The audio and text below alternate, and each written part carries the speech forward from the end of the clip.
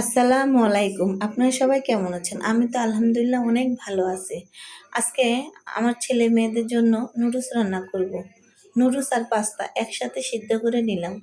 নিয়ে ছাঁকনিতে ছেঁকে নিলাম। নিয়ে ঠান্ডা পানি দিয়ে ধুয়ে নিতে হবে।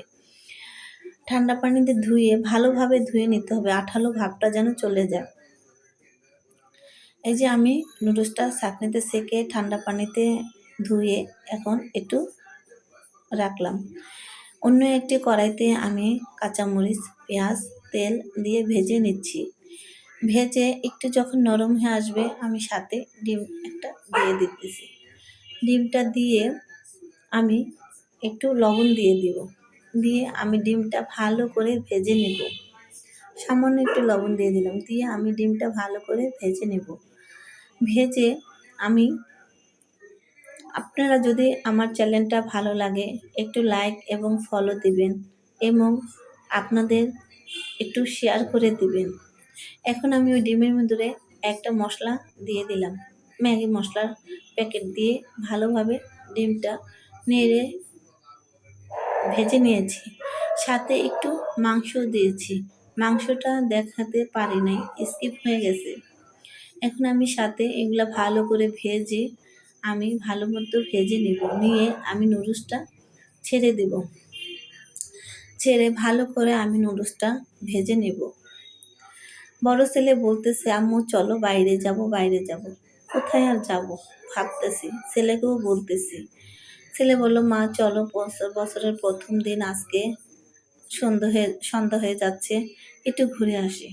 নুডলসটা ভালো করে ভেজে এখন আমি মশলা দিয়ে দিতেছি। একটা ম্যাগি মশলার প্যাকেট দিয়ে দিলাম। দিয়ে আমি নুডলসগুলো আবার ভালো করে ভেজে নিব। এখন শীতকাল, গ্যাসের এত সমস্যা যা বলা যাচ্ছে না। এই যে নুডলসটা আমি এখন ভেজে নিয়ে এখন আমি একটু ধনিয়া পাতা দিয়ে দেব। দিয়ে নাড়াচাড়া করে নামিয়ে ফেলবো। বড় ছেলে বায়না ধরেছে 60 ফিট যাবে বা ঘুরতে যাবে। কোথায় যাব?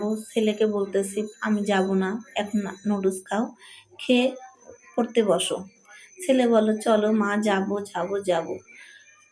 বললাম যে ঠিক আছে। এই যে দেখুন আমার নুডলসের ফাইনাল লুক। নুডলস আর পাস্তা দুটা মিলিয়ে রান্না করেছি।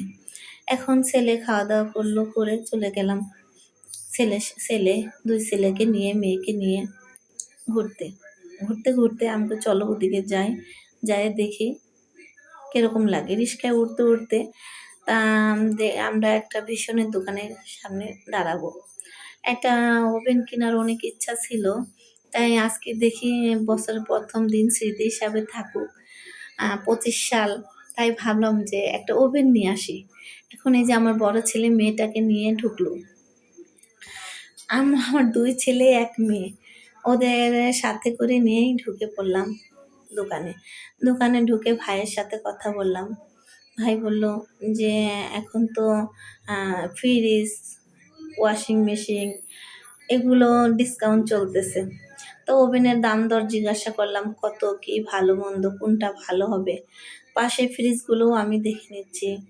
তারপরে এই যে এইগুলো দেখতেছি, ঘুরে ঘুরে ভালোই লাগতেছে। এই যে এগুলো দেখলাম, চুলা, আমাদের গ্যাসের এত সমস্যা, ভাবতেছি একটা ইলেকট্রিক চুলা কিনবো।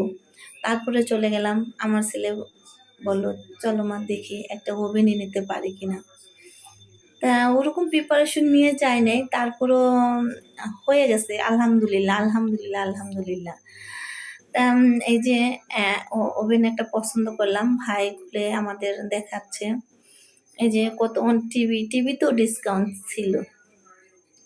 এই যে ওভেনটা দেখাচ্ছে ভাই চালু করে, সাহস করে কিনেই ফেললাম। ভয়ও লাগছে, তারপরও কিনলাম। যাক, শীতের দিন একটা ওভেন থাকা প্রয়োজন। এই যে ওভেনটা উনি চেক করে দেখাচ্ছে, ওই ভাইটা অনেক ভালো ছিল।